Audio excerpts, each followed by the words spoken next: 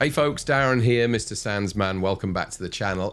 I did 2 videos already on the Halloween physical media releases that I have, and I wanted to talk about Halloween 3. Now, I don't have quite as many Halloween 3 Blu-rays and DVDs. I think I've got 4 this time, but I did own the VHS back in the early 80s, in the mid-80s. I think I bought an ex-rental copy. Now, what was unique about that, rather disappointingly, was the fact that there were a number of scenes that were quite heavily censored for the UK release, particularly the scene where Marge Guttenberg gets her face blown out by the Silver Shamrock circuitry on the back of that mask. And it took a while for an actual uncut version of the movie to surface in the UK. I think it might have been the 90s before we saw the full uncut version. In fact, we actually saw the full uncut version on TV way before physical media, a VHS release came out of it. But Halloween 3 is one of those movies that I've never disliked at all. In fact, when I first saw it, I was kind of disappointed because Michael Myers wasn't running around. But eventually, as I kind of grew up and got older and watched it more often, I really started to appreciate it for the kind of unique experience that it is, a departure, something completely different to the rest of the Halloween franchise, and the great performances that are in there as well. Dan O'Hurley, he's creepy as hell in this film, wanting to take over the world and kill all the kids for no apparent reason. And we also have Atkins as well. Now, who doesn't love a movie with Atkins in it? So Halloween 3's always kind of been one of those Halloween movies that's middling within the franchise for me. I actually really am quite fond of it. And so whenever a physical media release has come along, I've always bought one of them. And I did have a few DVD versions of it over the years, which I stupidly got rid of. But the most recent one that I have is this one here, which is the 2012 30th anniversary Shout Factory version, or Scream Factory version. You can see by the front that it has this rather unique newly commissioned artwork, the 30th anniversary Silver Shamrock edition, loaded with Scream Factory extras. And when I got this, it was a real treat. There was a lot of things on here that I'd never seen before. There was a lot of learnings about the movie that I'd never heard before. And so I really enjoyed getting this. Now, one of the downsides to it, I mean, it was Blu-ray, of course, but it was also a mono soundtrack, a DTS mono soundtrack. So I was always looking forward to the day when we were going to get something that was 5.1 and remastered and properly, you know, cleaned up. So this was released on September 18th, 2012, 235:1, 1080p HD. As I said, a DTS Master Audio mono soundtrack on this. It has a lot of extras on it. I mean, they really did go to town with producing the extras on this. You have an audio commentary with director Tommy Lee Wallace. An audio commentary with Atkins as well is on here. A standalone Making of Halloween 3 documentary, which runs about half an hour, and it's good. You get some really good insight into the film. Horror's Hallowed Grounds, the Sean Clark episode, where he goes to all of the locations. Stills galleries, publicity materials. There's a wealth of stuff on here, and so it is a Blu-ray that I will hang on to. I don't want to get rid of this because there are some really special stuff on it. Just opening it up for you here, I'll take the slip cover off. Really cool slip cover. I'll show you the back there. Some great artwork with Atkins in all his glory. You have the option of the original artwork, and the original artwork on this I really do like. And that particular shot in the film is just fantastic. I mean, you know, when you talk about capturing the essence of Halloween in Halloween movies, there's only kind of maybe half a dozen of them that really seem to nail it. The first 2, obviously, Halloween 4 does a great job, and the 3 David Gordon Green movies do a really good job of capturing the essence of Halloween. But this one does it too. So Dean Cundey, I think, did a marvelous job with this film, as did Tommy Lee Wallace as well, trying to really give us that feeling of October 31st. We're lucky that this is a reversible cover, so you get the option of having the original artwork there, and also the newly commissioned artwork as well, which for some reason they put creases on. I mean, these are in the artwork there, but it kind of looks a little odd, but it's cool, it's okay. It's not the one that I would choose to have on the front of the Blu-ray case, but it's nice to have it as an option. And you have it on the slip cover as well. And then inside we have the disc. It's a red disc with the witch's face on there. Halloween 3 Season of the Witch. The other thing I love about this film is the score as well. John Carpenter and Alan Howarth's score for this film, which I think is absolutely tremendous and one of the best Halloween scores that we've had over the years. It was great to get it on CD when it finally was released, but also it was a shame that this didn't have the 5.1 audio track, because I would have loved back in 2012 to have heard that score bellowing out on all my speakers. But we had to wait a little while for that, and it was worth the wait when it came along. But we'll get to that in a minute. 4 days to Halloween, Halloween. Thankfully, the wait wasn't too long, and just 2 years later, on September the 23rd, 2014, this version came out, which was part of the overall 15-disc box set that Scream Factory released when they did an excellent job on all of these movies, and we got a DTS HD 5.1 track on here, and the mono track as well was an option as well. It's pretty much the same as the 30th anniversary release. You get pretty much all the same extras, apart from the fact that we've got that jazzed up soundtrack on there for all those of you that have DTS equipment. And so yeah, it was a really worthy addition to that box set. That box set's fantastic, and hopefully they'll maybe do one day with the David Gordon Green films as well, a complete 4K box set. I'm sure it's coming, it must be. I don't think Trancas will miss out on a trick like that. But yeah, Halloween 3, the Scream Factory Halloween Complete Collection box set from 2014. I'm going to skip a release and talk about the Via Vision version that came out last year. I think the last episode that I did, the Halloween 2 episode, which you can watch up there somewhere, I talked about the Via Vision Halloween 2 one, and it's a really scrappy kind of lazy box set that they put out there, with the only real difference being, as someone pointed out in the comments, that the TV version was upscaled to 1080p.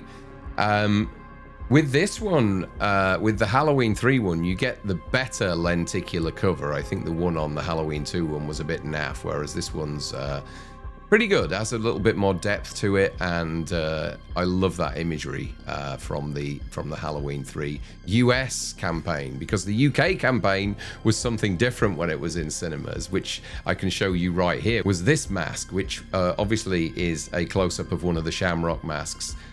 And it was quite a unique quad poster that we had in the UK. I remember it in bush shelters as a small kid, probably, what, 9 years old or something like that, back in 1982. And I'd seen Halloween at that point. I'd seen Halloween by 1982, and I was curious about this, and curious about the tagline, "The night no one comes home." I didn't know what it meant. I honestly didn't. And it was a few years, maybe I think I saw Halloween 3 for the first time in around about 84 or something like that. But yeah, the Via Vision version, which I got last year, is kind of better than the Halloween 2 version. I can open it up here. I'll show you a close-up of the cover first. There it is. There's the spine. And then on the back, we have all the details. And with this, you get a new audio commentary by film historian Lee Gambin featuring director Joe Dante. Now, I haven't listened to this yet. I need to get round to it.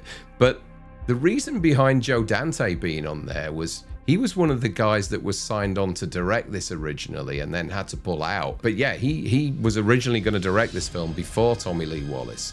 And maybe that's why that commentary's on there. I need to listen to it, because it'd be interesting to get some more insight on there. Audio commentary with Tommy Lee Wallace, audio commentary with Tom Atkins, the same stuff that we got on the other two Blu-rays. Standalone making of Halloween 3 documentary, Horror's Hallowed Grounds featurette again, stills galleries, theatrical trailer, and TV spots. This was limited to 1,500, and I got number 572. I kind of like this. I kind of liked that they went for something different with that commentary, just as a different way of trying to sell it. Why Joe Dante wanted to do it, I've no idea, but like I said, I need to watch it to know the full reasoning behind it and what input he has on there. Maybe his vision for it was different. I don't know. I need to check that out, and maybe I will do. Maybe I'll check it out and do a video about it one day. So what do we get inside? Again, they're very lazy with their front covers on this. There's Atkins, or Dr. Dan Chalice, tied up in the chair. There's the back, which is pretty much the same as the slipcase. Inside we have that there, and you can see the artwork's reversible as well. It's a still of Stacey Nelkin and Tom Atkins. Now, it's a better picture than what we got on the inside of the Via Vision for Halloween 2, that's for sure. But still kind of, you know, give us some reversible artwork than a kind of poorly grabbed still from the movie. Also, we have a few art cards as well in this little pouch here, which I can show you. Again, just screen grabs. Not very well framed screen grabs either. There's Dick Warlock at the bottom there with Dan O'Herlihy and a couple of the other androids. Sexy Atkins and Stacey Nelkin in front of the Shamrock factory, which I believe has been demolished now. That's a good picture. Picture of the kids in the Shamrock masks.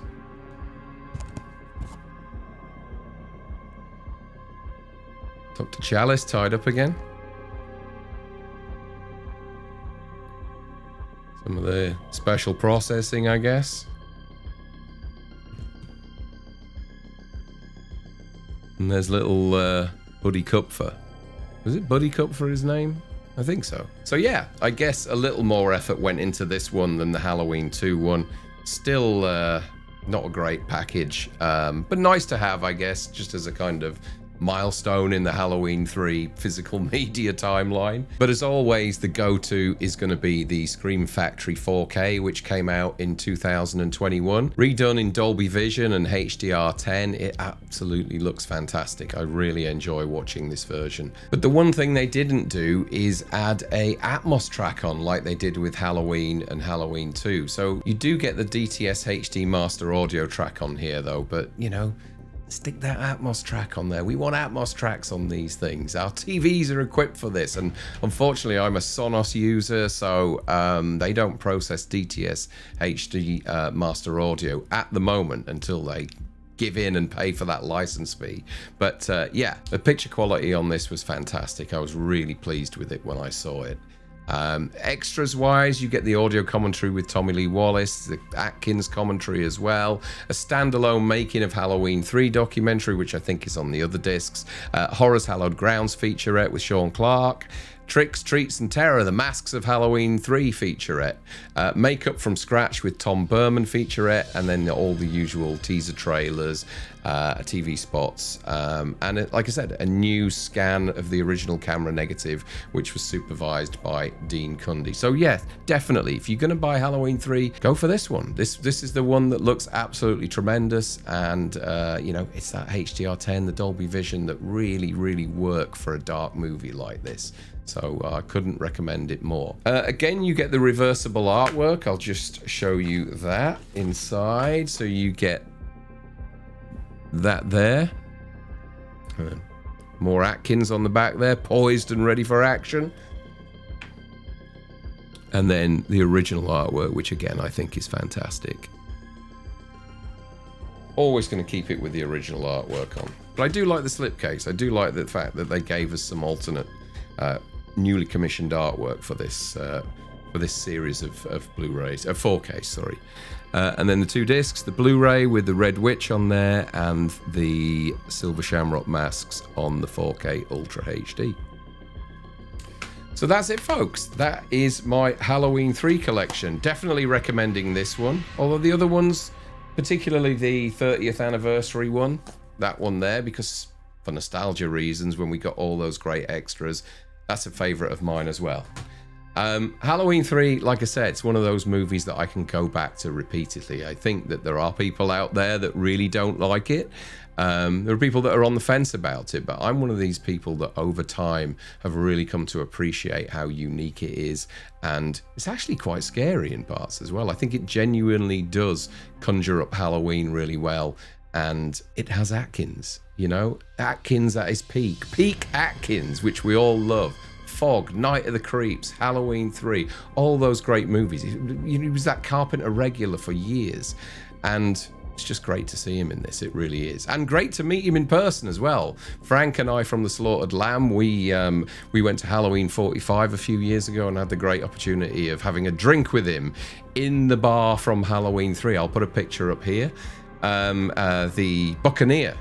And whilst I was out there at that convention, I also managed to snag one of these as well. Which one day, before he retires and stops doing conventions, I will get him to sign it at some point. Maybe at Halloween 50. I mean, he's going to be probably 90 by then, maybe over 90. But if he's there, I shall take this along and get him to sign it, because it's a really kind of unique little limited edition NECA figure of him here. Thanks a lot, guys. I really appreciate you tuning into these videos. The last 2 Halloween videos that I've done have been fantastic for the channel and have got me a lot of subscribers.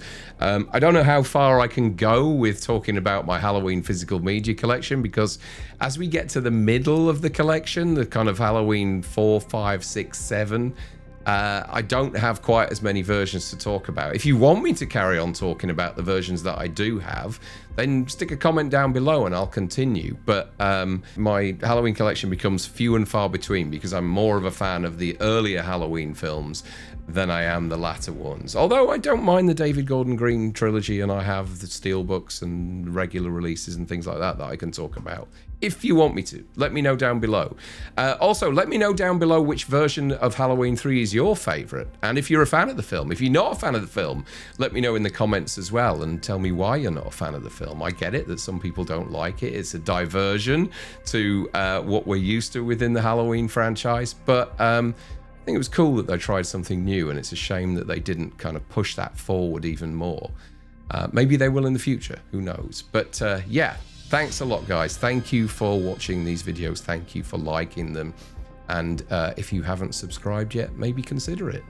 I'll be back soon with some more videos. I've got a lot of Blu-rays that are coming through at the moment, and I bought a bunch at the weekend at Horror Convention, which I want to talk about soon. So maybe I'll do a live later this week and do a few show and tells. But in the meantime, thanks very much, guys. I shall see you very soon. Cheers.